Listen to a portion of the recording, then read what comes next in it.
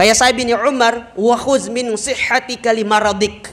Samantalahin mo yung kalusugan mo, yung lakas ng pangangatawan mo sa pagsamba kay Allah subhanahu wa ta'ala, paggawa ng kabutihan bago sumapit sa iyo ang sakit. Magparami ka ng ibada, magparami ka ng pag-istighfar, magparami ka ng kabutihan, pagsamba, pagbabalik loob kay Allah subhanahu wa ta'ala habang malakas pa ang katawan mo, at huwag mo na hintayin, sabi ni Umar radiyallahu anhuma, na dumating sa iyo ang sakit at maging dahilan na hindi mo magagawa yung mga bagay na yun na nais mong gawin bilang isang mananampalataya kay Allah subhanahu wa ta'ala. Wa min hayatika limautik, at magparami ka ng ibada, samantalahin mo ang iyong buhay dito sa mundo bago dumating sa iyo ang kamatayan. Kasi pag dumating sa isang tao ang kanyang kamatayan, lahat ng kanyang kagustuhan sa mga bagay na yun na gusto niya gawin ng bagay na ito, gusto niya magsala, gusto niya magbasa ng Quran, gusto niya magpakabuti sa kanyang kapwa, pag dumating na sa kanyang kamatayan, tunay na pinuputol na niya Allah subhanahu wa ta'ala lahat ng kanyang mga gawain dito sa mundo. Hindi lang ang kanyang gawain, bagos pati ang kanyang puso, pati ang kanyang syahwa, ang kanyang pagmamahal sa dunya,